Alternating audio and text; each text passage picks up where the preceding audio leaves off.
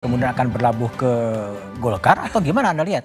Saya melihat begini, kita harus lihat dari dua kacamata ya, Mas Budiman. Kacamata pertama dari sisi demokrasi yang sungguhnya, atau kacamata kedua demokrasi kultus. Kalau kita bicara dalam konteks demokrasi yang perbedaannya begini, kalau kita bicara dalam demokrasi kultus, kita akan menempatkan Indonesia atau partai-partai politik bagaimana kemudian ditempatkan supaya Jokowi bisa tetap memiliki posisi dan karir politik. Oke. Tapi kalau kita bicara dalam demokrasi sesungguhnya, bagaimana kita menempatkan Jokowi dalam konteks sebagai mantan presiden supaya Indonesia lebih baik dengan pemerintahan yang baru.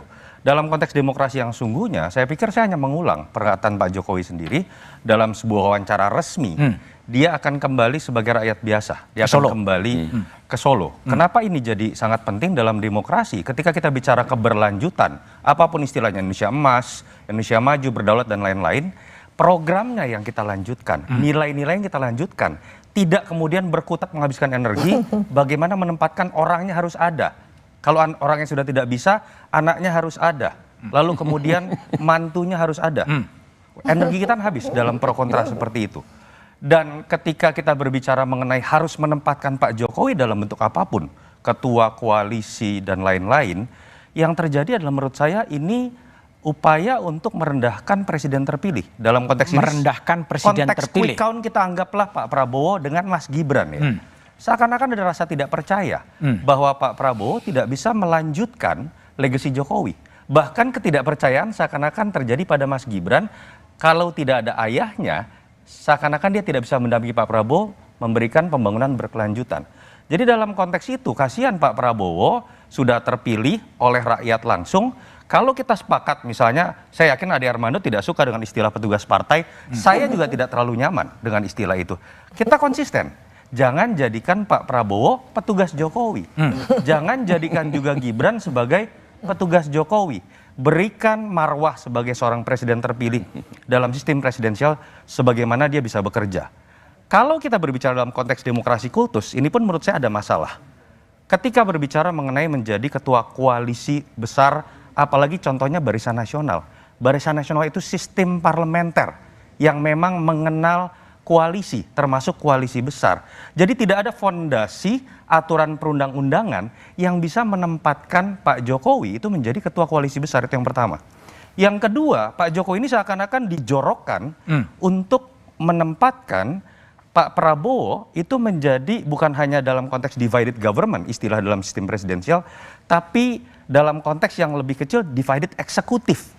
Bahwa di situ sudah ada seakan-akan ada matahari kembar, bahkan 3 matahari kembar. Di situ ada Prabowo, di situ ada Gibran mewakili Jokowi, bahkan Jokowi tetap ingin ditempatkan di atas partai yang seakan-akan bisa mengatur presiden dan wakil presiden. Jadi dalam konteks itu saya melihat sebagai katakanlah, saya sepakat tadi Mas Budiman mengatakan saya dekat dengan Pak Jokowi. Saya memang tidak memilih Pak Prabowo karena masa lalunya, dan saya memilih Pak Jokowi 2 kali.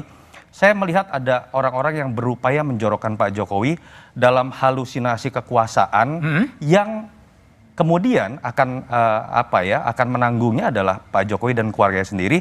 Sementara orang-orang yang saya katakan menjorokkan tadi itu melakukan itu supaya tetap ikut dalam menikmati kekuasaan. Oke, baik.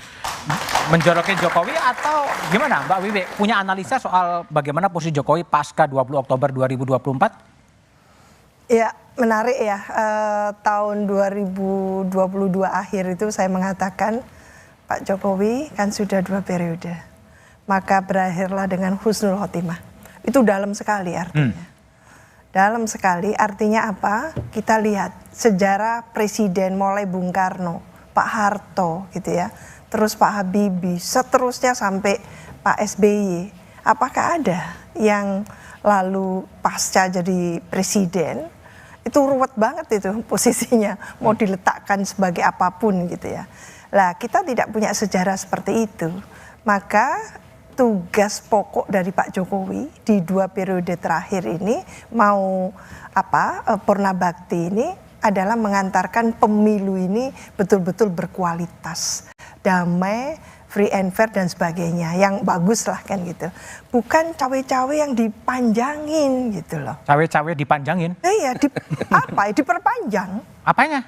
cawe-cawenya itu diperpanjang. Jadi ingin terus in power gitu ya. Jadi ini sindrom nanti. Lah itu yang dalam demokrasi itu tidak mengenal kultus. Demokrasi itu ya duduk sama rendah, berdiri sama tinggi, ada pemilu gitu ya. Maka pemilu ini sebetulnya menjadi ajangnya partai-partai politik yang notabene adalah pilar dan aset negara.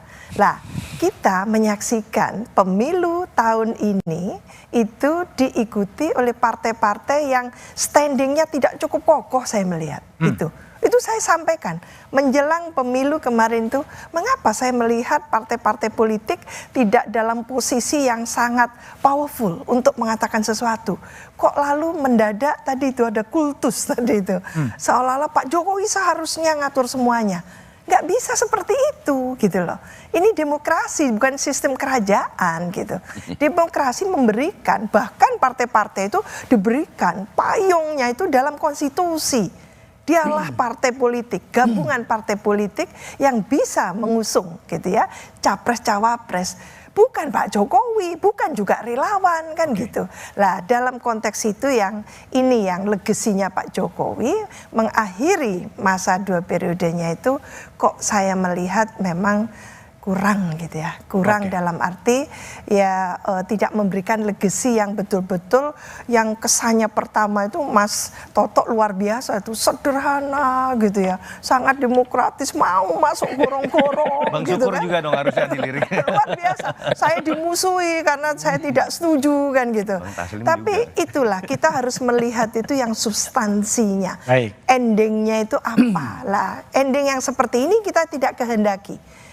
Tolong mumpung belum kebablas gitu ya. Ini partai-partai besar, ada Mas Doli Partai Golkar, ada Mas Viva PAN, ada lagi Partai Nasdem. Di sana ada partai enggak?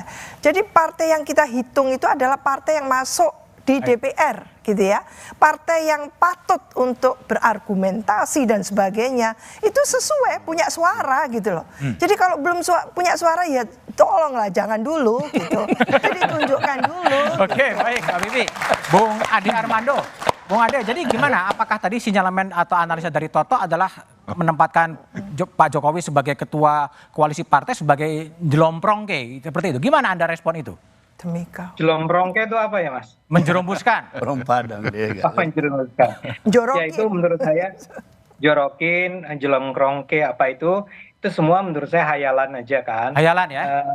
Hayalan lah, ini karena pertarungan politiknya memang agak keras sehingga memang lazim lah Jokowi itu kemudian diperlakukan dengan cara yang serendah itu. Nah, saya sendiri tidak melihat bahwa itu masuk di akal ya atau sangat bisa diterima.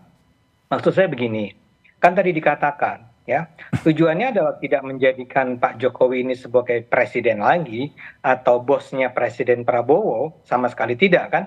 Kan kita sudah sepakat, kita sudah tahu lah ya, hampir mungkin kalau kita bicara tentang level of confidence 95% sekarang sudah pasti Pak Prabowo itu menang ya. Anies dan Pak Ganjar kalah, itu harus diterima ya. Nah, beliau akan, maksud saya Pak Prabowo akan memimpin pemerintahan. Tapi ada sebuah kerjaan lain yang tidak bisa dijalankan oleh seorang presiden. Yang saya maksud dengan pekerjaan lain adalah yang tadi saya katakan, mempersatukan kekuatan-kekuatan politik besar di Indonesia agar tidak terus-menerus menjalani pertarungan, perselisihan, permusuhan yang memakan korban di kalangan akar rumput, di kalangan masyarakat. Harus ada upaya secara bijaksana, secara terus-menerus untuk mempersatukan kembali partai-partai tersebut, ya, pemimpin-pemimpin tersebut beserta para konstituennya. Nah, ini yang tadi saya katakan secara memang sengaja salah satu tantangan yang segera akan kita hadapi adalah pemilihan pilkada. Pilkada ya. Beratus kali ya, beratus pilkada yang harus kita lakukan. Nah, ini kan perlu ditata secara sedemikian rupa sehingga dia tidak justru menjadi rangkaian pertarungan yang memecah belah bangsa. Saya merasa kami di PSI percaya bahwa ini pertama ya, ini bukan idenya Pak Jokowi ya, tapi bahwa Pak Jokowi sudah tahu, saya rasa sudah tahu sekarang. Nggak mungkin dia nggak tahu. Begitu juga dengan Pak Prabowo. Pak Prabowo juga pasti sudah tahu, Gerindra sudah tahu. Sayangnya hari ini tidak ada wakil dari Gerindra kan? Ya, kami sudah mengundang tapi tidak berkenan hadir. tidak berkenan hadir ya. Nah, yang ingin saya katakan adalah bahwa kehadiran Pak Jokowi sebagai seorang ketua Barisan Nasional, ide tersebut bukanlah sebuah ide yang akan menimbulkan perselisihan atau permusuhan atau perbedaan antara seorang presiden dengan seorang ketua Barisan Nasional. Ini semua diketahui sama-sama ya. Oke. Nah, dalam hal ini yang kita perlu lakukan adalah kesediaan untuk bersama-sama membangun Indonesia. Nah, tadi ada pertanyaan tentang atau ada komentar yang mengaitkan dengan belum tentu Nasdem mau ikut gitu ya, belum tentu PAN mau ikut, ya nggak apa-apa juga kan. Ini kan persoalannya adalah idenya cuma paling bagus kalau Barisan Nasional itu paling tidak ada sekitar 7 kali ya partai yang terlibat di dalamnya. Kalau ternyata partai-partainya memang merasa tidak perlu berada dalam satu Barisan Nasional yang sama, ya nggak apa-apa juga kan.